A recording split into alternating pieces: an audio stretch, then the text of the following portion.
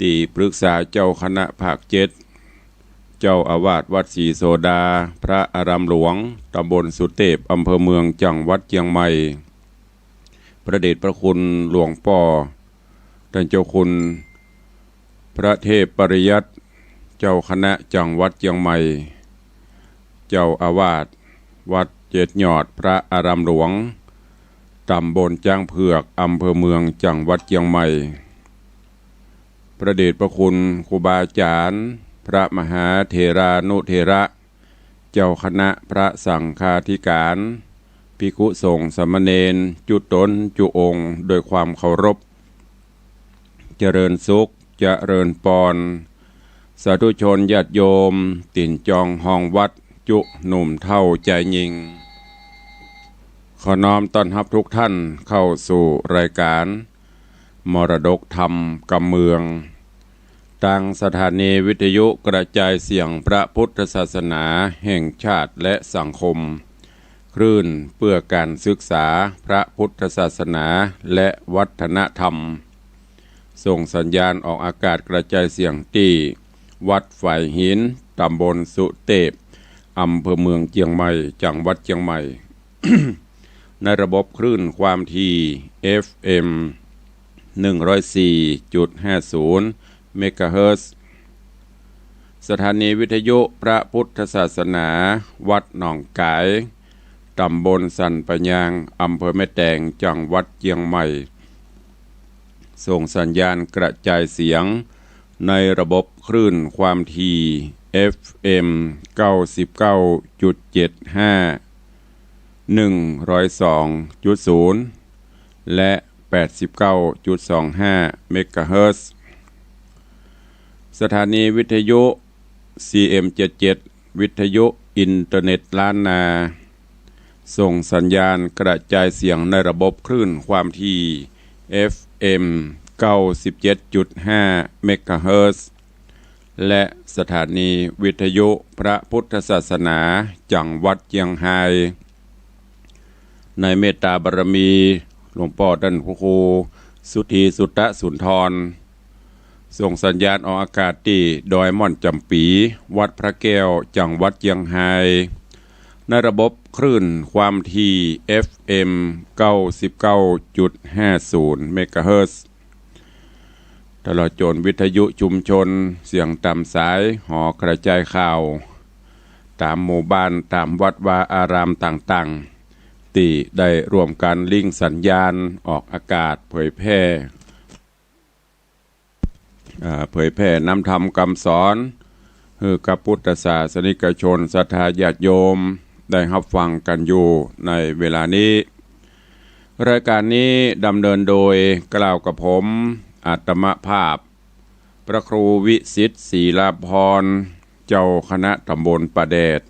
เจ้าอาวาสวัดวังสิงคำตำบลป่าแดดอำเภอเมืองจังหวัดเชียงใหม่หรือศรัทธาเรียกขานกันในนามตุลุงในวังเป็นผู้ดำเนินรายการก็ได้น้อมนำเอาธรรมะสาระธรรมคำสอนปืนบ้านล้านนาเฮามาเทศนาฮือทุกท่านได้รับฟังกันเป็นประจำบ่เต้าแต่นั้นขอเจริญสุขเจริญปอนเนอะญาติธรรมญาติโยมที่ติดตามรับฟังทาง Facebook เฟซไลฟ์หลายๆ Facebook แล้วก็ขอบพระคุณครูบาอาจารย์ตลอดจนญาติธรรมตัวที่ฟังทาง Facebook ก็ดีได้ปากันกดแชร์รายการออกไปหลายๆที่หลายๆท่านได้กดแชร์ส่งสัญญาณไปก็อนุโมทนาขอบคุณตัวก็ปากันวันนี้ก็เป็นวันหยุดเนาะ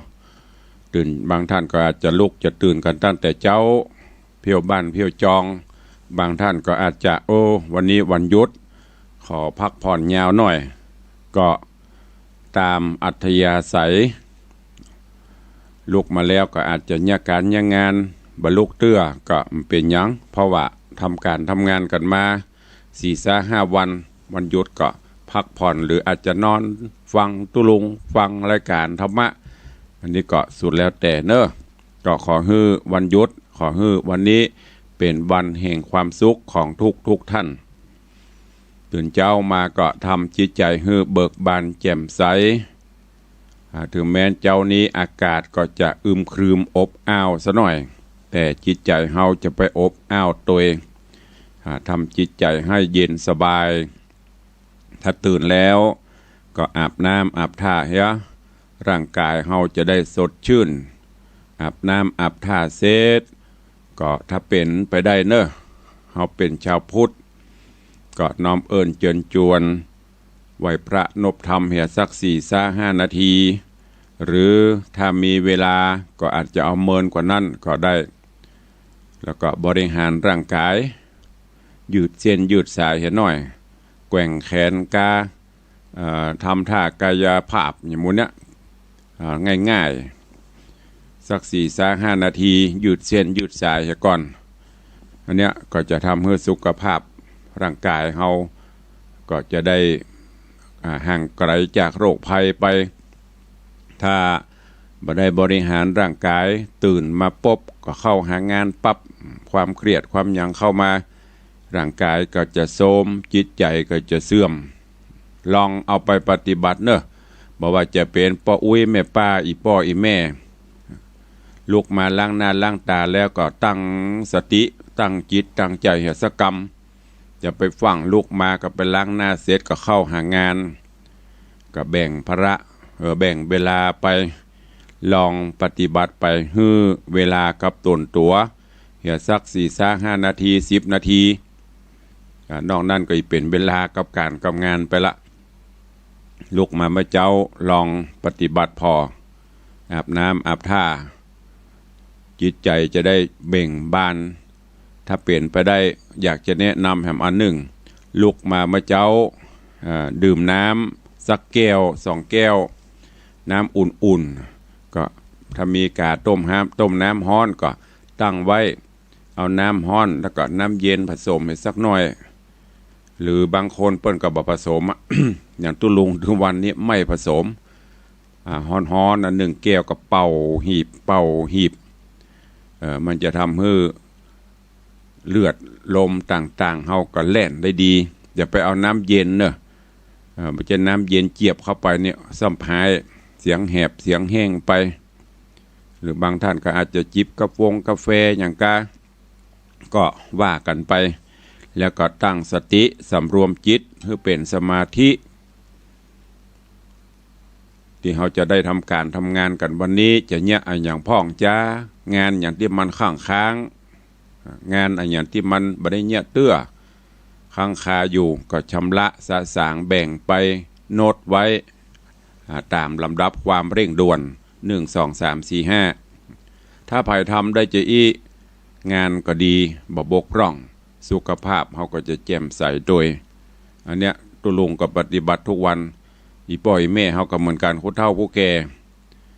อยู่กับบ้านกับจองก็ลองเนอะคนเฒ่าก็มีท่าบริหารของเปิ่นตึงมีแกว่งแขนกายกหันยกนี่มันจะทำให้เอ็นยืด สุมาเตออีป่อยแม่ทั้งหลายลองสังเกตพอสุมาเตอเนอะเปรียบเทียบพอหมาไผ่สังเกตพ่อหมาก็หมาเวลามันนอนลุกแล้วมันแบบเจลวดโล่นตะโลยกเว้นว่ามันตกใจถ้ามันนอนพักของมันลุกเสร็จแล้วมันจะยืดอย่างเอาขาหน้ายืดไปพ่องบิดหันบิดนี่มันถึงจะไปหรือก่อนที่มันจะนอนลองสังเกตพร้อมเจนับได้นับสัตว์โบะหรอมันจะเตียววนแล้วมันจะนอนอันนั้นคือการบริหารของเปิ้นเฮาก็เหมือนกันหมู่เฮานี่ลุกมาปุ๊บผลัดประเลดไปแล้ว เวลาป้าอุ้ยแม่ป้าอีป้อยแม่มาวัดก็เหมือนกันทุลุงจะเตือนระมัดระวังเพราะร่างกายเฮามันแก่ตัวไปถึงวันการลุกมาแล้วปุ๊บลงจากเตียงปั๊บนี่นะยืนก่อนยืนสกรรมฮื้อเลือดลมมันลงฮื้อเลือดลมมันไหลมันเหมือนอย่างเฮาเอาน้ำใส่ขวดนะลองสังเกตพอเราเอาน้ำใส่ขวดแล้วนอนนะน้ำบะเตะไม่นะมันก็จะนอนมาพอปกกระดกปกน้ำมันก็จะมีฟองขึ้นร่างกายเฮาก็เหมือนกัน ลุกจากที่นั่งก็เหมือนกันเวลาลุกเสร็จแล้วยืนสักกำแล้วก็ก้อยเตียวไม่ใช่ลุกปุ๊บก็เตียวปั๊บเลือดลมมันหมุนบตัน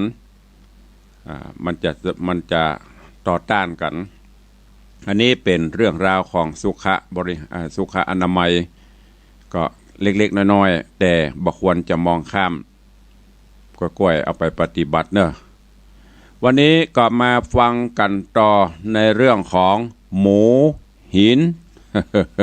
ไม่ใช่หมูหันนะหมูหิน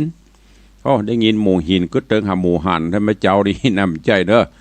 หมูหินคือชื่อของพระธรรมเทศนาตุลุงได้นำมาเทศเป็นผูกทวนที่3ผ่านพ้นไปละ1 ตอน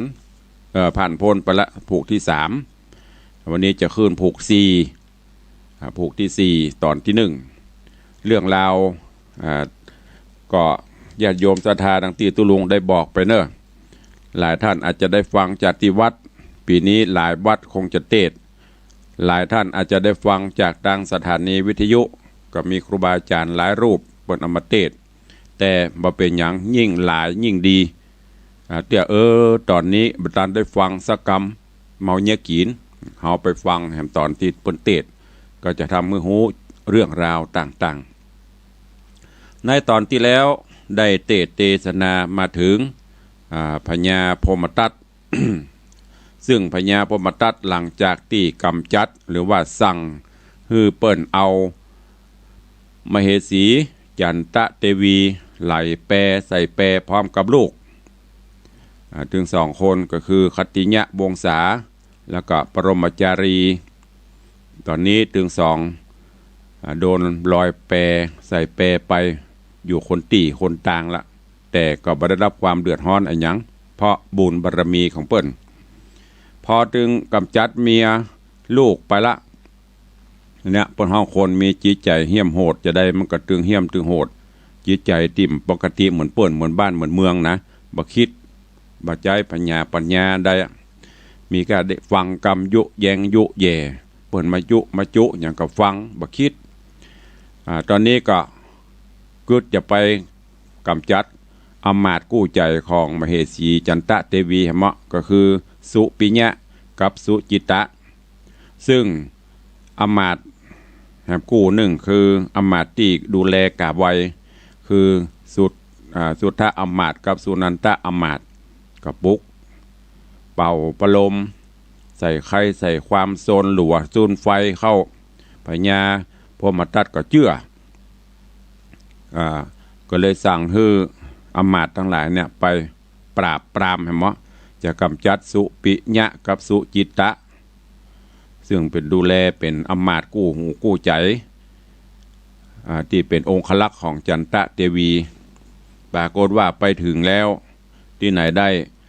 สุปิญะกับสุจิตะใจเวทมนต์เป่าเข้าใส่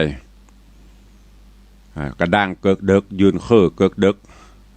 โดนสุปิญะกับสุจิตะกำคอบกอกจกหัวคนกำนี่อย่างได้สักอย่าง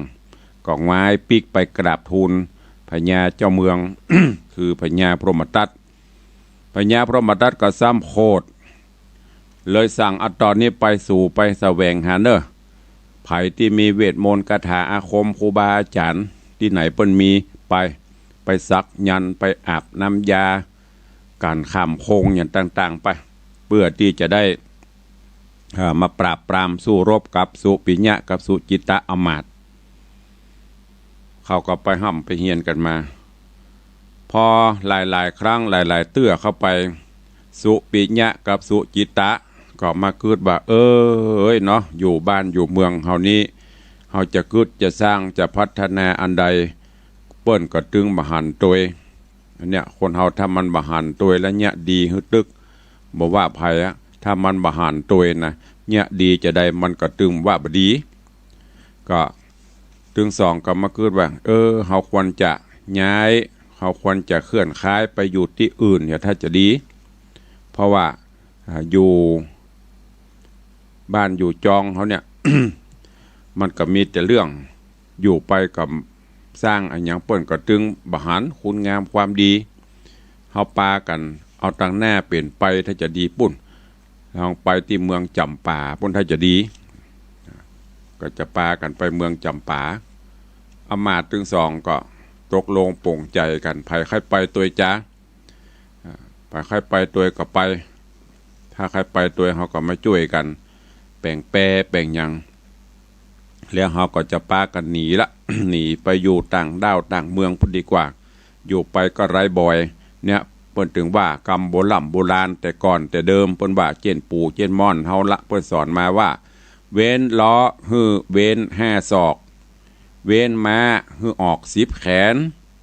เว้นจางแดนฮือเว้น20 ศอกเว้นคนใบ้คนปัญ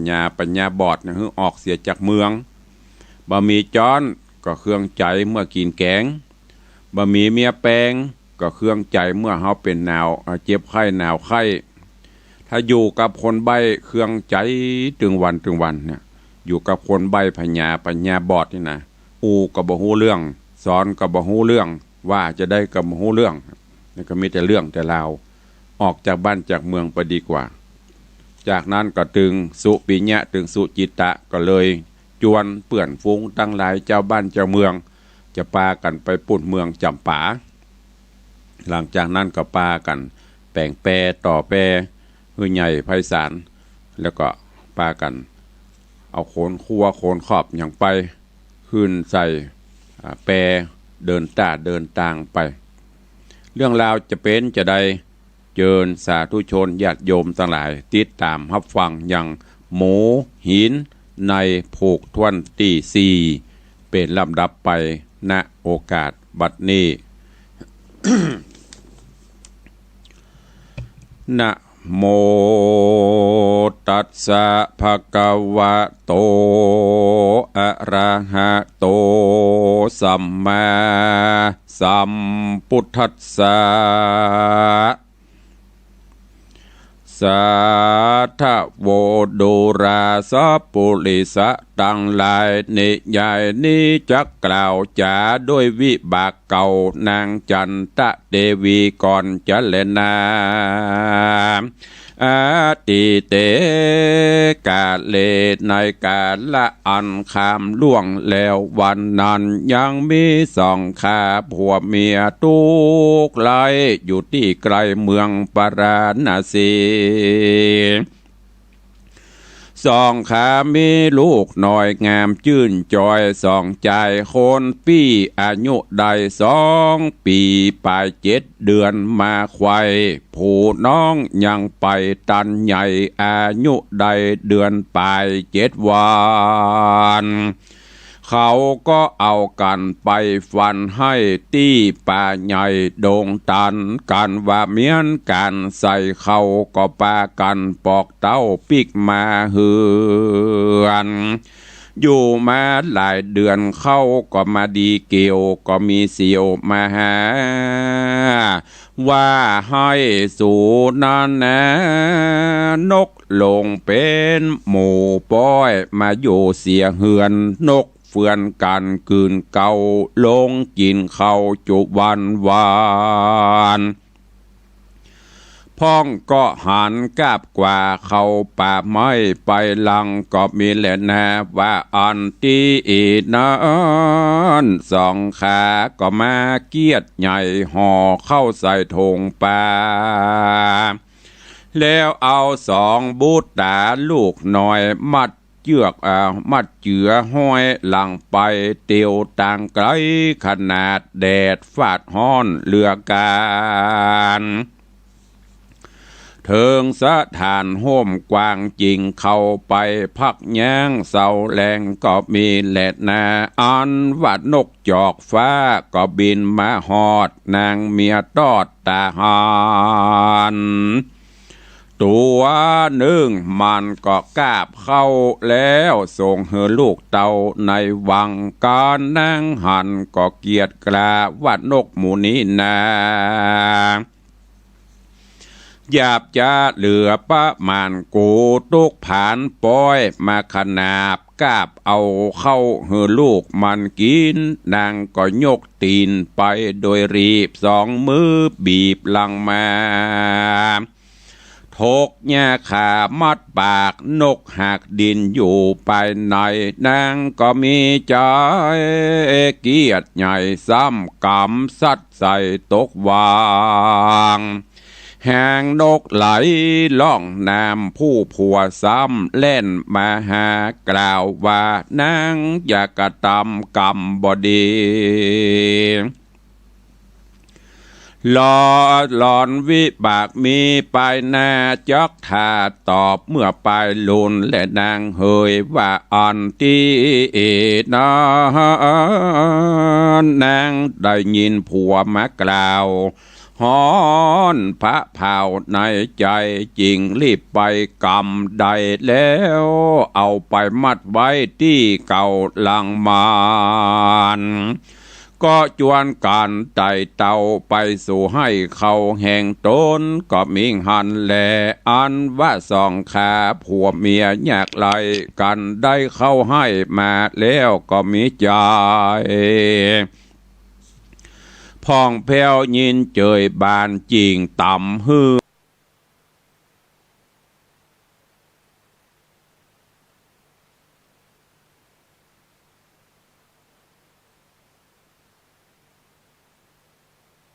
พ่องแผ้วยินเจยบานจริงต่ำฮือพ่องแผ้วยินเจยบานจริงต่ำฮือพ่องแผ้วยินเจยบานจริงต่ำฮือพ่องแผ้วยินเจยบานจริงต่ำฮือ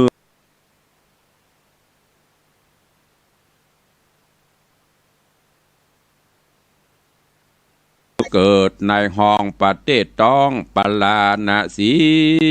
ได้เป็นนางจันทะเทวีหนุ่มนาเอาส่วนลูกเต้าสองคนก็ได้เอาโตนมาเกิดเป็นลูกผู้ผาเสดแห่งนางจันทะเทวีวิบากมีปางก่อนได้ลูกนกน้อยอ่อนไหลฟองวิบากหลังมาสะนองตอบใส่ฮือพญาบาปให้เอาใส่แปดไหลกันว่าผู้ใดยังได้หันลูกเต่าและหลานโตนเขาเววนสอดภายอย่าหือเขากระทำให้เอาลูกนกออกเสียหลังวิบากปังตอบสายไปนายอมโตกผ่านเหมือนนางนงครานนอดเนาได้ปาดพรากลูกเต่าและผัวควันนั้นและตั้นเฮยในที่นี้จักวันนาจะกล่าวถึงนางเต้าจันทะเทวีถ้ารงตุกขีโศกเศร้าอยู่กับปู่ย่าเท่าสองขาได้3 ปีมาไขว้แล้วนางเกียวก็ช่วยกระทำการหาอาหารเลี้ยงใส่บ่ได้ย่างสักวันผิวพันนางมนเศร้าผมเจ้าแม่ก็เห่ากำเก่ากำขว้างมีลางบ่เหมือนลางยินทุกขังแสบไม่ให้หาลูกไทยตึงวานมีใจพันกิ่งหอยกับลูกน้อยส่องใจหาที่สบายบ่ได้ฮอนราดไม่ใจนางมากและนาในกาละนอนอันว่านางจันทะเทวีหนุ่มเนาจริงจะเล่ากับปู่เท่าเศรษฐีพานว่าข้าแด่ป้อเป็นเจ้าเฮานี้ตุกโศกเศร้าเหลือใจจุงเอาแหวนใส่แป้งก้าแหวนแห่งคาก้ากวนเมือง เอาไปขายในเฮือนเศรษฐีมีเงินคำใหญ่บ่อันจูงเอาไปขายฮือดาวไทยราชาแหวนค่านี้นาก้าใหญ่การขายได้เอามาจ่ายซื้อกินเตอะป่อเฮยว่าอันแล้วนางเกี้ยวก็ถอดแหวนแปลงก้ายื่นไปต่อหน้าปู่เศรษฐีเท่ายินดีมีมากกรรมได้หากนำไปเถิงฮอดในเวียงใหญ่จริงหันใส่บ้านเศรษฐีเป็นคนดีอยู่สร้างตี้ขอกขังหิมตังเศรษฐีผ่านปู่เท่าจริงเข้าเหือนไปยื่นแหวนใส่แป้งก้าไปต่อหน้าเศรษฐีจากำดีอ่อนอ้อยว่าดูราลานน้อยเศรษฐีลุงนี้มีแหวนดีพาเสดแก้วลำเลิศก้าแป้งลายจักเอามาขายเหือเจ้าจุงอินดูคนเท่าฮับไว้แดดเตอะตีนั่นเศรษฐีก็ยื่นมือฮับเอาแหวนหันแสงเลื่อมวะวังลัดสะเมปุ้งดังเปลวไฟกึดใจสั่งบ่ฮอดเหตุแสงออกเหลือตามันก็มาย่อใส่เกลาแล้วกล่าวแก่คนเท่าคนพาน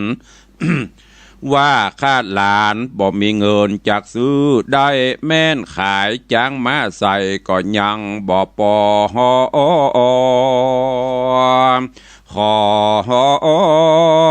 ปอดลุงเอาไปที่อื่นแล้วยกแหวนยื่นคืนไปเท่าเข็นใจกำกว่าเตียวลัดพากลางเมืองหันใส่เฮือนเศรษฐีกลางช่างใหญ่เท่าพันภายไปฮอดแล้วก็ย่อแหวนเกแหวนแล้วกล่าวกำดีว่าดูลาเศรษฐีใหญ่ลุงนี้ใครขายแหวนแสงมันงามยิ่งลำยิ่งเศรษฐีเจ้ายิงฮับมาแยงแล้วยกแหวนใส่เกลาว่าแหวนนี่เหล่าก้ามันแปลงลายลุงจงเอาไปขายเฮอเศรษฐีใหญ่บ้านอยู่ไกลหิมกาดหัวเวียงปูนเตะลุงเฮยที่นอนปู่เท่าผ่านย้ายกว่ากลมนาฟังเฝ้าเตียวไปฮอดเถิงฮอดในขวงกวางที่อยู่สร้างมหาเศรษฐีเท่ายินดีนักแก่พอแล้วแว่เข้าไปกำแหวนใส่แป้งก้ายื่นต่อหน้ามหาเศรษฐีว่าลุงมีแหวนก้าใหญ่เอามาใครจะขายขอโพดภายซื้อไว้เพื่อเฮือได้สืบจีวังแดดเตอะเศรษฐีหลวงก็ฮับเอาแหวนกวงก้าใหญ่ยกขึ้นใส่เกศาว่าแหวนลุงนี้นาก้าใหญ่บ่อาจกันนาได้ดิเลพี่ว่าข้าจักตัดก้าก็เหี่ยวว่ากัวตาบอดแม่นจะขอขอดเงินคำค่าก็ยังบ่เต้าก้าแหวนลุงลากาสูงแต่เราจุงเอาไปขายฮื้อแก่เจ้าพญาข้าหากจักปาลุงไปส่งจะและว่าอันแล้วเศรษฐีหลวงก็จวนเอาปู่เท่าไปหาเจ้าพญาแล้วก็ว่าข้าไว้ว่าข้าแด่มหาราชเจ้าข้าเท่าตุกยากนักหนาหาสั่งจักกินบ่ได้ เหลือแหวนไว้จริงนำมาขอ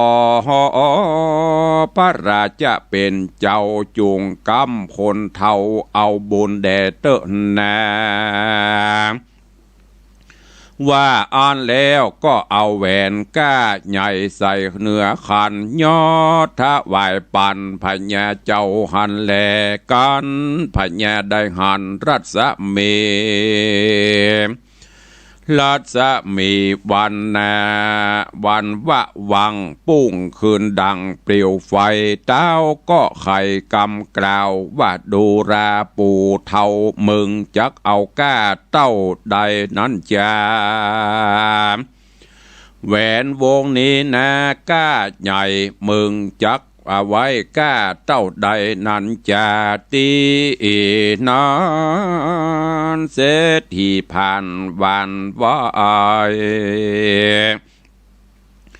ว่าตามพระบาทไทยจักโป่งปันหูว่ามันวิเศษเหตุนี้จริงนำมาหาพระราชเป็นเจ้าโตนภาพเงาสะววยเมืองนี้และนาเมื่อนันพญาจำป่าโตนใหญ่มาใครได้แสงดีจริงว่ากูฮื้อมึงเป็นเศรษฐีดังเก่าเป็นเศรษฐีเล่าสองตีฮื้อตาสาตาสีขาคอยอย่างละร้อยเป็นแดนตั้งแก้วแหวนและเสื้อผ้าตั้งจ้างม้าหมูงัวควายเข้าของลายกองกอกเงินคำพอเต็มสางกูจักวางเป็นแก่เท่าปันกูจักวางปันแก่เท่าเพื่อฮือเป็นเจ้าเศรษฐีจะแล่นนาตีนานเศรษฐีผ่านก็ย่อมือสานใส่กล้าวว่าตามแต่พระราชเจ้าจะคุณนาและว่าอันเมื่อนั้นพระญาจริงถามว่าดูราเศรษฐีเฮยอันว่าแหวนวงก้าใหญ่เมืองได้แต่ตี้ได้มานั้นจะเศรษฐีก็กล่าวว่ายังมีหญิงผู้หนึ่งงามอาจเป็นเมียรักราชลาจาผัวว่ามันเล่นจู้สู้กับอำมาตย์คนใดพิษยินพิษใจเกียรติใหญ่จริงเอาใส่แปรไหลสายน้ำใส่ตีต้องลวดมาคล้องอยู่หินจาข้าไปหาลูกไม้ได้ยินนางร้องให้จริงเอามาไว้เป็นบุตรดี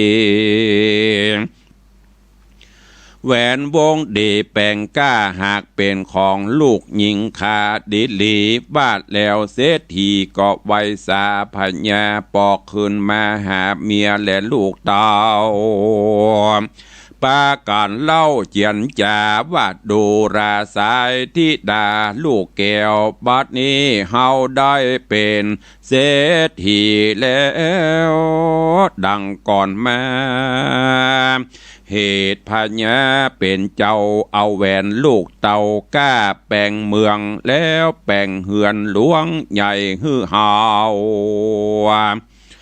ได้อยู่สวัสดีดังตั้งฮือเป็นเศรษฐียศมากเขาของหากลวงลายตั้งงัวควายจ้างมาตั้งฝูงหมู่ขายิงใจเงินคำลายกองก่อเสื้อผ้าพอเต็มเยียนและนาอ่านว่าลูกและเมียก็จมมากเอากันออกจากตูบน้อยลาไปเถิงเติ้งในเฮือนใหญ่มีค่าใจยิงใจเข้าคงควายอยู่ไกลเพื่อหับใจสัปปะการพ่องก็เลือกเอาผ้าพื้นคานงามแง่มาฮื้อเกจันตะเตวีว่าลูกสาวเศรษฐีนี้นางามสะอาด งามอาจกวนอยู่ภาษาหอคำเขามีกรรมอ่อนอ้อยเขามีกำอ่อนอ่อนบ่ฮอนฟูจะแข็งก็มีฮอนเล่นนา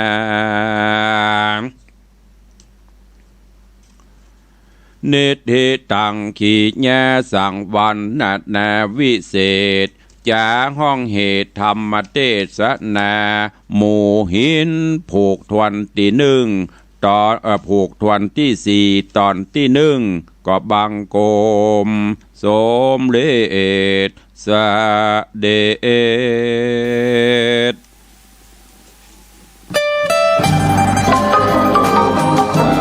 ชนทั้งหลายนี่ก็ได้ฟังหมู่หินจบไปแถมหนึ่งตอนในผูกที่สี่ตอนที่หนึ่งเรื่องราวในตอนนี้ก็ลำดับมาถึงยังพญายังอมาตย์เจ้าทั้งสองหลังจากที่ได้ปากันหนีออกจากเมืองปาราณสีของป่อพญาพรหมทัตปากันนั่งแปรนั่งอย่างไปส่วนบัดนี้แปรกับไปออกจากบ้านจากเมืองไปย้อนกล่าวถึงวิบากกรรมของแม่จันตะเทวีซึ่งเป็นมเหสีของป่อพญาพรหมทัตแห่งเมืองปาราณสีนี้เปิ้นบอกว่ามันเป็นบุพกรรมจะได้ก็ย้อนกล่าวถึงบุพกรรมของนางในสมัยเมื่อก่อนข้ามโป้นไปเมินละ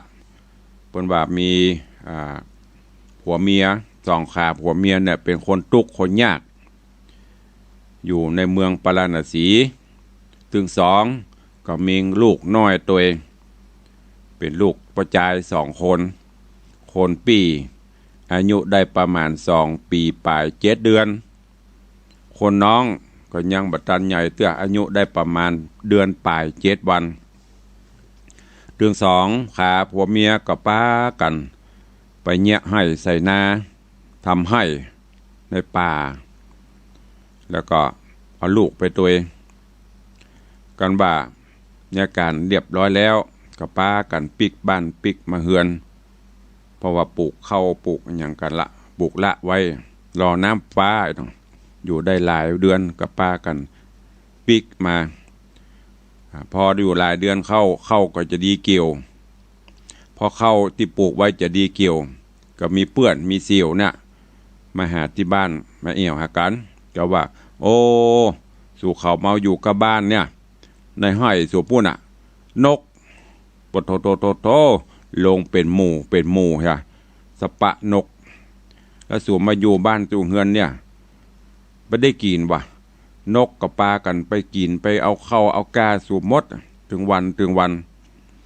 ข้าหันนะพ่องก็กลับไปบ้านไปห้างมันไปแป่งห้างมันปุ่นเมื่อตึงสองได้ยินจะอีก็เกิดความโมโหโกฏะเกิดความขี้กาความเกลียดโอ้เฮาเมาอยู่บ้านเฮาก็นึกว่ามีอย่างโดการนึกว่าถึงเวลาเก็บเกี่ยวจะไปเกี่ยวมันได้กินแล้วก็ป่อมันอู้กันตึงสองก็เลยปากันนะห่อเข้าใส่ถุงใส่บาแล้วก็เอาลูกตึงสองน่ะตึงสองใจนะ เอาไปตัวเองมัดห้อยหลังอย่าเอาหันพี่น้องเจ้าเขาเพิ่นเอาลูกเพิ่นไปเพื่อมัดห้อยหลังพ่องห้อยตั้งแน่พ่อเนาะเตียวต่างไกลขนาดนักแก่เนอะแดดก็ฮ้อนพอไปถึงสถานที่ไม้ห่มไม้ใหญ่ก็เข้าไปพักไปจอดที่หั่นเพื่อฮื้อหายฮ้อนสะกำโอ้ก็นกจอกฟ้าก็บินไปบินมาฮอดผู้เป็นเมียก็ซัดตาหันเข้าใส่นกตัวหนึ่งมันกำลังกาบเข้าแล้วก็เอาส่งให้ลูกมันในหางนางก็หันก็ซ้ำโคตรโอ้นกหมูนีลูนี่เป็นนกหยาบจ้าเหลือประมาณกูก็ตุกใบตุกบอดมันก็ยังมาค้ำกูอยู่ไปกาบเอาเข้าเอาน้ำกูที่ปลูกไว้เอามาให้ลูกมันกินกึดได้อันก็สูมาเตอะ ลุกพลัดพเล็ดลุกไปถึงก็ไปหั่นหางนกเอามือบีบหางนกทกเนี่ยขามัดปากนกกระดินอยู่ในฮะน่ะไม่ได้ฆ่านะเอาเนี่ยขามัดปากนกแล้วก็มีใจสำความโคตรเนาะมันโคตรขึ้นมาแล้วจะได้ไม่เนี่ยได้มดก็กำขว้างลงในแม่น้ำในวังหางนกก็ไหลหลองน้ำคนเป็นผัวก็ซ้ำหวังมาหาก็บอกว่าโอ้นางน้องจะไปเนี่ยกระทำกรรมบดีเนอะหลอนว่าวิบากกรรมมันมีไปตั้งหน้านะเฮาจะได้ตุกในยากจัดนี้เฮาตุกมาอีนะจัดหน้าเฮาจะตุกกว่านี้นะเพราะว่าผัวก็นี่ก็เป็นคนมีศีลมีธรรมก็อู้จ่าสอนโอ้นางได้ยินจะอ่านได้ยินผัวเก่าจิตใจฮ้อนว้าวอันเนี้ยคนเขาถ้ามันโหดแล้วมันลืมมันมิ่งแต่ถ้ามีอย่ามาเตือนจิตใจมันก็ลดลงวูบก็ฟังไปฟังไปกำเอาอันหางนกที่เอาลอยน้ำเสร็จแล้วก็เอามามัดไว้ที่เก่าเพื่อให้แม่มันมาเสาะหาได้จากนั้นก็จวนกันไปสู่ที่ให้สู่ที่นาเข้าหางตนแล้วก็ เข้าไปเก็บไปเกี่ยวพอได้เข้าได้อย่างเสร็จก็เอามาตำเป็นข้าวสารเอามานึ่งใส่บาตรเวลาใส่บาตรก็ยกมือภาธนาตั้งจิตอธิษฐานโอ้จัดนี้ข้าเขาตั้งหลายถึงสองผัวเมียถึงลูกถึงเต้าครอบครัวก็ยังมาตุกมายากขอเพื่อได้ตานเข้าบิณฑบาตนี้เตอะโดยบุญปรมีที่ได้เข้าหื้อน้ำเป็นตาลแม่นว่าเกิดจัดหน้าฉันใดจัดไหนก็ตามขอเพื่อได้เกิดไปเป็นสูตรที่ดีได้เป็นดีมีห่างเนอฮือได้อยู่สุขสำราญบันใจปองเตอะจำเนียนการแต่นั่นไปหน้าอันว่าปู่ย่าเท่าถึงสองก็จุติกากาศตายผู้เป็นผัวก็ได้ไปเกิดในมัตตราชนครใจผู้เป็นเมียก็ได้ไปเกิดในห้องประเทศต้องปารณสีได้ไปเป็นมเหสีของพญาเจ้าเมืองจันตะเทวีส่วนลูกสองคนก็เอาตนไปเกิดเป็นลูกของนางจันตะเทวีเพราะวิบากมีด้วยกันมาปางก่อนที่ได้ลูกนกเอาลูกนกไปไหลน้ำวิบากนั่นก็มาตอบสนองฮือป่อพญาได้เอาใส่แปรไหลอันเนี้ยเป็นวิบากกรรมของนางย้อนกล่าวถึงเรื่องราวในหมู่หินได้กล่าวถึงจันตะเทวีโอ้มาอยู่กับปู่เศรษฐีที่ตกอับนะเศรษฐีที่ล้มละลายเพิ่นเอามาเป็นลูกเป็นเต้าได้3 ปีนางก็ทุกข์ละกรรมลำบากอยู่เสาะหาอาหารเลี้ยงปากเลี้ยงไส้ถึงวันจ่วยป่อเศรษฐีตกผานเนี่ยจ่วยงานกันจนผิวพรรณวรรณะก็มาหม่นมองเศร้าไปในหัวที่เคยสดใสผมที่เคยหวีเคยเงางามก็มีเหามีหยังมา อยู่ตัวเก่าหยันเย็นนะร่างกายก็บ่เหมือนเก่าเหมือนหลังยิ่งให้หาลูกหาเต้าก็ตึงหาลูกตึงสองอยู่ตึงวันหาที่จะสบายก็บ่ได้ใจนางก็ว่าวุ่นวายในขณะนั้นนางจันตะเทวีก็ได้มาอู้จ๋ากับป่อเศรษฐีเท่าเศรษฐีตกผานเนี่ยว่าป่อประเด็นในฮอตุกยากโศกาอาดูนอย่างลูกกับมีอย่างลูกมีแหวนเนี่ยเป็นแหวนที่ติดตนติดตัวกานักเนอะเป็นแหวนแก้วกากวนเมืองคือป่อเอาไปขายเนอะไปขายตามบ้านเศรษฐีเพิ่นถ้าจะมีสตางค์ซื้อบ้านก็เอาไปขายฮื้อเป้าพญาพุทธฮื้อป่อพญาเจ้าเมืองบุญแหวนค่านี้กาใหญ่เนอะขายได้แล้วเราจะได้เงินได้คำมาจ่ายมาซื้อมากินนางก็ทอดเอาแหวนนั่นเอาฮื้อปู่เศรษฐีผ่านเนี่ยเท่าเศรษฐีผ่านก็ยินดีตีขากำได้ก็เอาไปขายบ้านในเวียงไปบ้านเศรษฐีคนแรกหันยกใส่เก้าใส่หัวแสงของแหวนก็ออกมาก็ว่าโอ้อันนี้มันบะกู้กับเฮานี่แหวนนี่เป็นแหวนที่มีค่าสูง เฮาบ่สามารถจะซื้อได้แนะนำเอาไปบอกเอาไปขายที่เศรษฐีแหมหลังปะปู่เฒ่ากับไปแหมไปหาเศรษฐีคนที่สองก็บ่สามารถจะซื้อได้โจนไปถึงเศรษฐีใหญ่สุดมีเงินนักมหาอภิมหาเศรษฐีเด้อ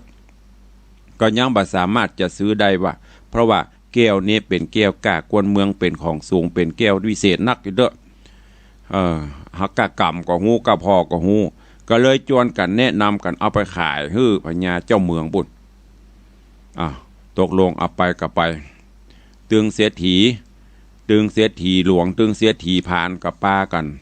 เอาปู่เฒ่าเศรษฐีเนี่ยไปหาป้อพญา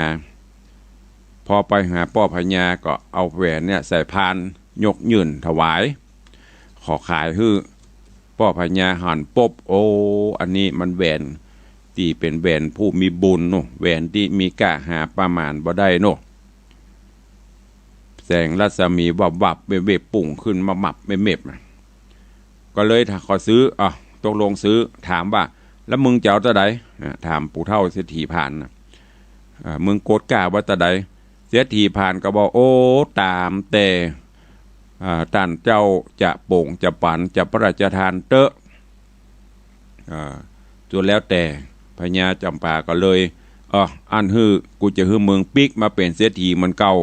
เป็นเศรษฐีครั้งที่สองมีทาสคนใจค่ายิงค่าใจแก้วแหวนอย่างต่างๆเนอะแต่รอดจนจ้างมากวัวควายอย่างฮื้อเมื่อกล่าวยี่เศรษฐีก็โอ้ดีอกดีใจก็เอาถวายแล้วก็ปิกมาบอกฮื้อต่างบ้านต่างจองบอกฮื้อแต่ก่อนนั้นเปิ้นก็ถามป้อพญาถามแหวนนี่มึงได้ที่ไหนมาเศรษฐีผ่านกันเล่าให้ฟังนี่มาถึงตอนที่นี่อยู่เนอะก็ติดตามฟังกันไปว่าเมื่อป้อพญาซื้อแหวนไปแล้วจะเป็นจะได้ต่อไปก็ติดตามรับฟังในตอนต่อไปวันนี้หมู่หินผูกที่4ตอนที่1ก็ขอโป่งวางไว้แต่เพียงเท่าอีเนอร์เข้าสู่โหมดใต้รายการเวลาเหลือแถมประมาณ 5-6 นาทีก็จะหมดเวลาก่อนที่จะเปิดหน้าไมค์อูจ๋ารายงานผลการรับฟังวันนี้ก็ขออนุโมทนาบุญเนอะตะวานี้ก็มีญาติธรรมญาติโยมขอบคุณกับคุณโยมกษมาสันสุขสบายวัดอันนี้ได้มาร่วมบริจาคในการทำบุญอายุวัฒนะมงคลวันเกิดและก็วันหล่อพระเจ้าทองคำขอบคุณกับท่านเรืออากาศตรีกิจจาทวีศักดิ์เนอะอันนี้ก็มาร่วมทำบุญวันอายุวัฒนะมงคลวันหล่อพระเจ้าสิงห์คำตัวก็ขอขอบคุณอนุโมทนาบุญเนอะก็จะไปลืมกันเนอะพอออกไม่ออกญาติธรรมแฟนรายการ FC ทุกท่านวันที่22วันเสาร์ที่22สิงหาคมที่จะถึงนี้เฮามีนัดพบปะวันรวมญาติธรรมกันที่วัดวังสิงห์คำในโอกาสวันทำบุญครบรอบอายุวัฒนมงคลวันเกิดของตุลุงครบรอบ57ปีและร่วมกันสร้างสารูปพระเจ้าทองคำโดยทองคำบริสุทธิ์ก็คือพิธีหล่อพระเจ้าทองคำเนอะในวันเสาร์ที่22แล้วก็ลวดวันเกิดตุลุงตัวมาสืบโหราจตามากินข้าวน้ำมาจำข้าวตอนร่วมงานปบปะอูจากันเนอะก็บอกต่อๆกันไปตัวเองท่านผู้ใดจะร่วมโมทนาบุญเป็นเจ้าภาพโฮงตาลเป็นเจ้าภาพสังฆทานเป็นเจ้าภาพถวายทานต้นเงินต้นทองต้นเพชรสมทบกองทุนนิธิวิสิตศิลาภรณ์มุทิตาสักการะวันเกิดตุลุงก็เจริญปอนตามกุศลจิตเจตนาเนอจะไปลืมบอกต่อๆกันไปวันเสาร์ที่22เดือนสิงหาคมเจิญร่วมพิธีหล่อพระเจ้าทองคำและร่วมงานทำบุญครบรอบอายุวัฒนมงคลวันเกิดตุลุงในวังที่วัดวังสิงห์คำตำบลประแดดตั้งแต่เวลา9 โมงเป็นต้นไปใต้รายการใครจะอู้จะจาจะเอ่ยตัวตุลุงเข้ามาเด้อ081789 08365440แต่ว่าก็อนุโมทนาบุญขอบคุณเด้อกับ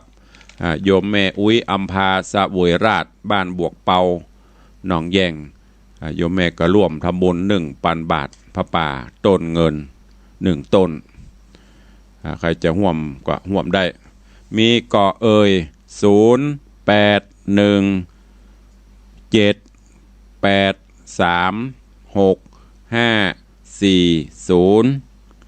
ฟังอยู่ที่ไหนตั้งใดผลการรับฟังเป็นจะใด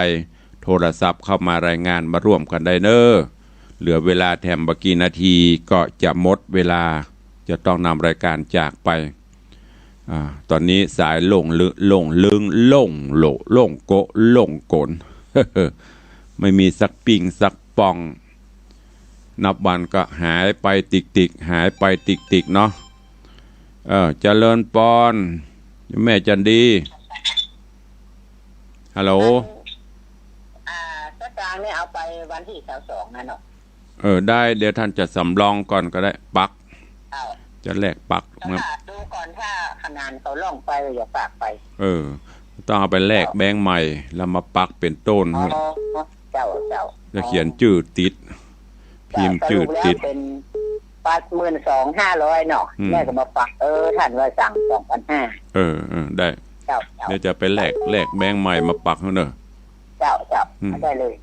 ตัววันนั้นปนจัดใหญ่เนาะเพิ่นมื้อไปกินเพนตัวมันไก่ได้อินโดไก่หยังวันนั้นก็แหนมนี่กระทับได้ไปเพราะว่านั้นก็ขึ้นไปปุ้นไปฉันเพนที่คลิปฟอร์ดหิมหั่นน่ะตะวันตกหงยาสันทรายไปหลายโตนทุกเจ้าก็ไปหลาย5 รูปไปสวดมนต์ที่หมู่บ้านเดอะคลิปฟอร์ดของโยมก็นั่นนั่นโทรมาก็ข้ากับมีสันทรายนี่หิมน่ะมาแล่ไปได้จะได้อนุโมทนาบุญตนแม่เนอสาธุอยู่ดีมีสุขบุญรักษาเด้อเจริญปอนแม่เฒ่าบ่เงินเจ้าฟังอยู่นี่ยายแหมฟังอยู่แล้วยังแหมน้ำมันเป็น100 แพ็คเนอะน้ำ100 แพ็คเนาะเจ้าสตางค์แหมแสนอย่าสตางค์แหมแสนเนาะสตางค์สตางค์นิดหน่อยน้ำ100 แพ็คเนาะสาธุอนุโมทนาเด้อเจริญปอนขอบคุณกับแม่เฒ่าบัวเงิน